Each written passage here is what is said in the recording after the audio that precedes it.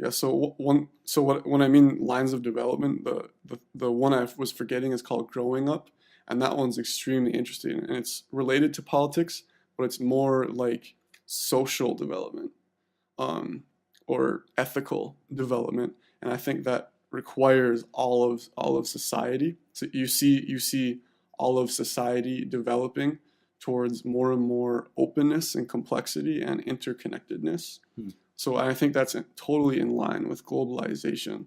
And I think I would argue that's why having a more open-minded, more progressive view politically is it would be more in line with ultimate truth, um, because ultimate truth, like the truth of the matter is like life is extremely complex and extremely interconnected. Hmm.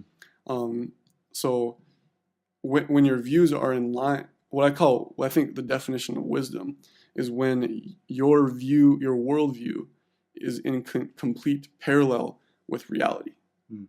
And I would Hmm. argue that reality is very interconnected, complex, nuanced, beautiful, and incomprehensible by the human brain.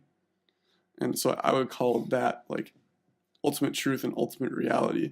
So if your views don't use words like interconnectedness, ultimate love, and complexity, then your worldviews are, I would say, more false. Like I don't think it's possible to have a true worldview because that's not actually possible to have a true worldview, but it would be less false by comparing it with like how complex can your worldview be, or how open can it be. Hmm. So I think there's an infinite potential for you to have an open-minded worldview, but as long as it's not super open, I would say it's relatively false, Hmm. based on the standard of open-mindedness. Hmm. But